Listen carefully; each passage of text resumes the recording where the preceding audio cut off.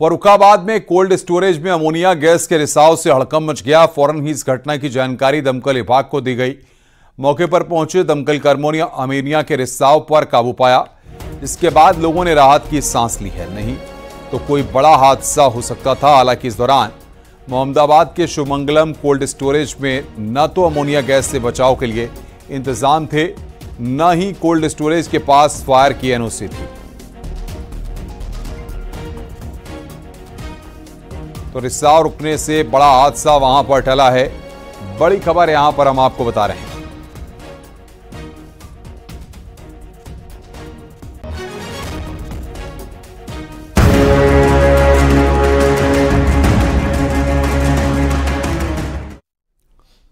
आमतौर पर बुखार में खाई जाने वाली पैरासिटामोल टैबलेट क्वालिटी टेस्ट में फेल हो गई है।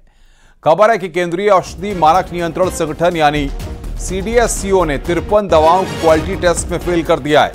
इनमें बीपी, डायबिटीज और विटामिन की कुछ दवाएं भी शामिल हैं।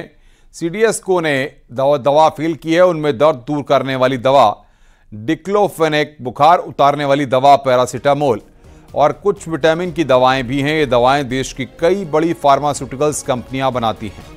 क्वालिटी टेस्ट में ये मेडिसिन फेल हो गई हैं और उनको सेहत के लिए खतरनाक बताया गया है। हालांकि दवा कंपनियों ने चिन्हित बैच के नकली होने का दावा किया है।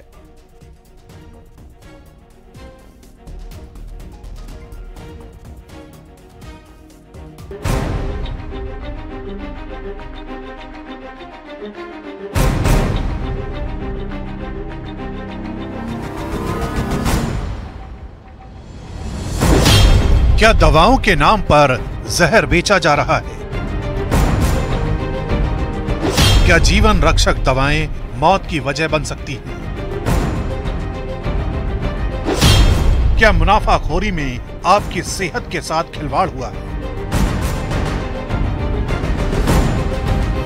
CDSCO यानी केंद्रीय औषधि मानक नियंत्रण संगठन की जांच रिपोर्ट ने ऐसे ही सवाल खड़े कर दिए हैं। और ये सवाल इसलिए उठे हैं क्योंकि आम बीमारियों में खाई जाने वाली एक दो नहीं बल्कि कई दवाएं ऐसी हैं जो क्वालिटी टेस्ट में फेल साबित हुई हैं।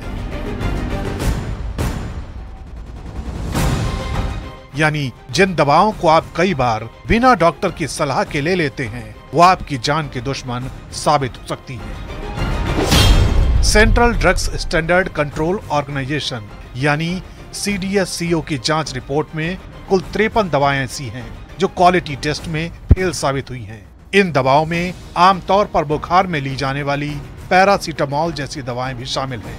ये ऐसी दवाएं हैं जिन्हें आप बीपी, डायबिटीज और विटामिन के लिए लेते हैं। साथ ही दर्द दूर करने वाली दवाओं में डिक्लोफेनेक भी शामिल है।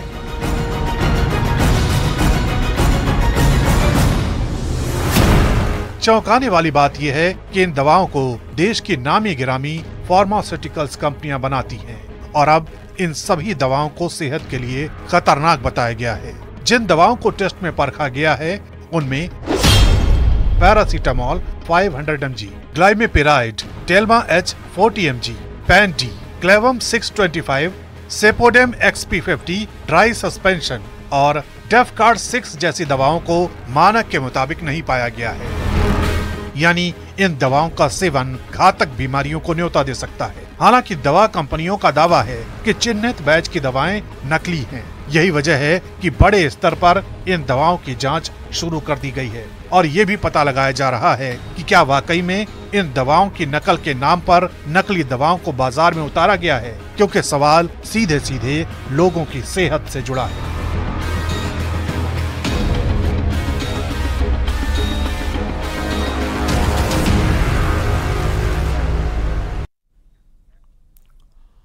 पचास से ज्यादा दवाओं के नमूने फेल होने पर all India chemist distributors federation के प्रियांशु गुप्ता बता रहे हैं कि कैसे असली और नकली दवाओं की पहचान करें। टेस्ट में ये फेल पाई गई हैं, जिसमें से बहुत सारी ऐसी दवाएं हैं जो हर घर में पाई जाती हैं। जिस आम ग्राहक जब जाता है खरीद करने के लिए दवाओं की, तो आखिर में क्या ये पॉसिबल है ये सब दवाएं असली हैं या नकली हैं? इसमें किसी भी तरीके की गुणवत्ता को लेकर कंप्रोमाइज किया गया है, नहीं किया गया है। हमारे साथ में प्रियांश गुप्ता हैं जो ऑल इंडिया की ऐसी दवाएं हैं यहाँ पर, और आपने खबर भी देखी होगी कि किस तरीके से बहुत सारी ऐसी दवाएं हैं जो टेस्टिंग में फेल पाई गई हैं, 50 से ज़्यादा। तो किस तरीके से जानकारी सकती है? इसमें पहला तो ये होता है कि आप जहाँ से भी दवा खरीद रहे हैं, एक तो विद बिल खरीदिए, और उसमें बैच नंबर चेक करें कि बिल में वही बैच बिल हो जो आप है। जितनी भी मैन्युफैक्चर हो रही है उन सब में बारकोड आ रहे हैं। मैं आपको दिखाता हूँ। अब जैसे ये यहाँ पर ये दवाई है, इसमें बारकोड है। अब इसमें जैसे बारकोड अभी नहीं आया, लेकिन इसमें भी आ जाएगा। धीरे धीरे गवर्नमेंट भी बारकोड को प्रमोट कर रही है और कंपनियां भी उसमें बारकोड ला रही हैं। अच्छा, बारकोड से ये एक रहता है कि ये दवाई बिल्कुल सही है, ऑथेंटिसिटी तो रहती है। अच्छा, कि दवाई आपकी ओरिजिनल है, विद बिल आप जहाँ से भी ले रहे हो, और बैच नंबर जरूर चेक करें। अच्छा, दूसरा, अब इसमें जैसे एक सॉल्ट ये है टेल्मा, अब इसमें एक सॉल्ट है 40 mg और एक है 12.5 mg। दो सॉल्ट होते हैं।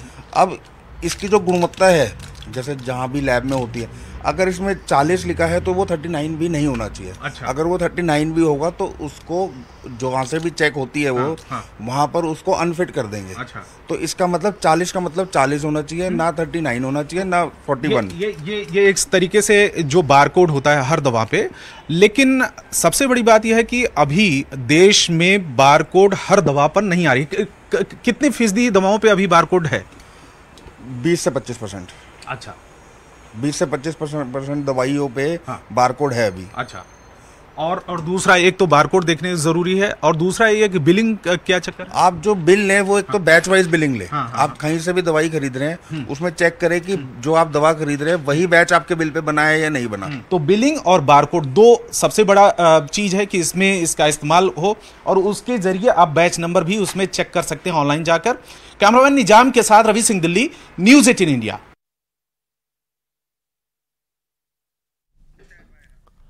कानपुर के किदवई नगर में मौजूद मामा भांजे रेस्टोरेंट में बजरंग दल के कार्यकर्ताओं ने हंगामा किया है। वेज बिरयानी और वेज कबाब में मीट मिलाने की सूचना पर पहुंचे बजरंग दल कार्यकर्ता ने हंगामा किया। नाम और पहचान बदलकर रेस्टोरेंट चलाने का भी आरोप लगाया गया है।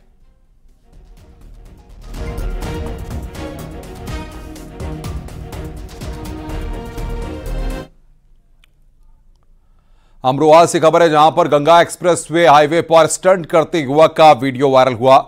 आए दिन हाईवे पर स्टंटबाजी के वीडियो वायरल हो रहे हैं। युवा यातायात के नियमों की धज्जियां उड़ा रहे हैं। वीडियो वायरल हुआ तो पुलिस मामले की जांच में लगी हुई है। वायरल वीडियो सहित नगली थाना क्षेत्र का बताया जा रहा है। चढ़ा देंगे मेरे भाई, बेच सकते 10 साल काटने पड़ जाए। इतनी औकात नहीं है कि तू वहाँ आके खड़ जा, और अगर टाइम पड़े पे सिर पे को पहिया भी चढ़ाना पड़ जाना।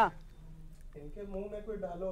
हरदोई से खबर है, जहां पर तालाब में पैर फिसलने से 24 साल के लड़के की मौत हो गई। सूचना पर पहुंची पुलिस ने शव को बरामद कर पोस्टमार्टम के लिए भेज दिया। पशदेवरा थाना क्षेत्र के आमतारा गांव की घटना है, जहां युवक का पैर फिसलने से युवक तालाब में कूद गया।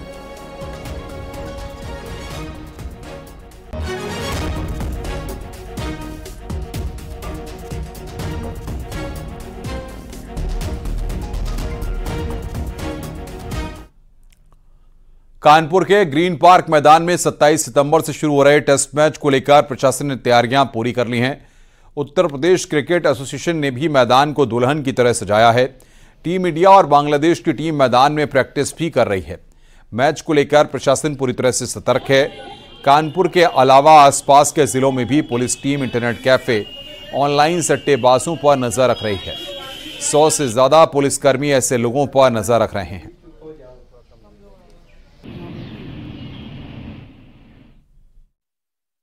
तो डिटेल्ड में जो हमारे डीसीपी क्राइम है, उनकी अध्यक्षता में एक टीम बनी है जो ऐसे लोगों पे जिन्होंने पूर्व में सट्टे में जो है इन्वॉल्वमेंट जिनका रहा है, जेल गए हैं, और ऐसे और भी लोग जो इस तरह की गतिविधियों में इन्वॉल्व रहे हैं, इन सब को जो है हम लोग ट्रैक डाउन कर रहे हैं।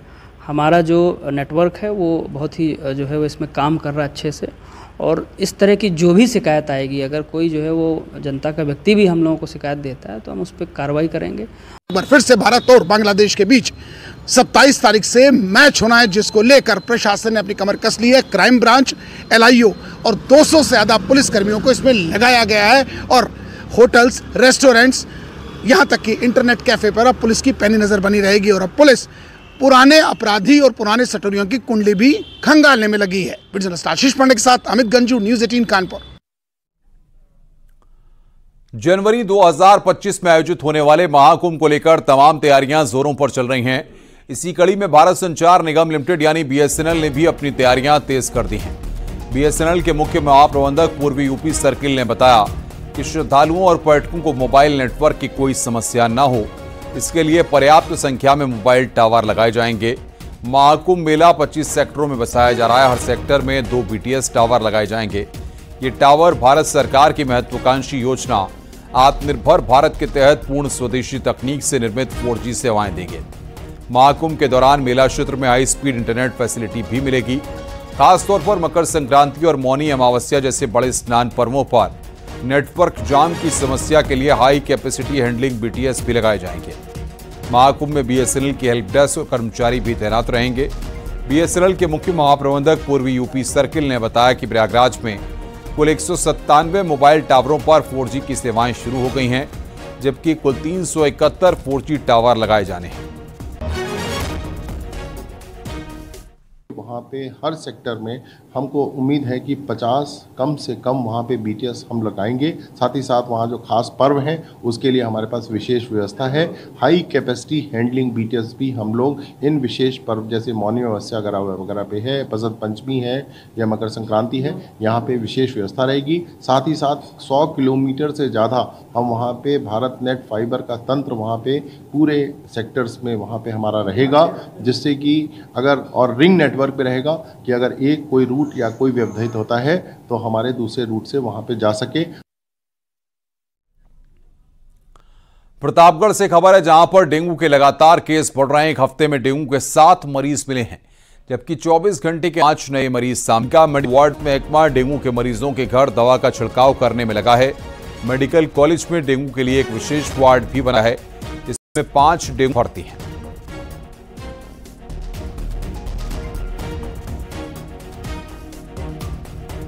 तक प्रतापगढ़ में 1 जनवरी से लेकर के आज 24 घंटे के अंदर रिपोर्ट है और इस हफ्ते के एक्टिव केस अभी 7 हैं। सितंबर से लेकर के 31 सितंबर तक के पूरा संक्रामक माह अभियान चलाया जा रहा है, जिसमें हमारा 15 दिन का दस्तक प्रोग्राम भी है।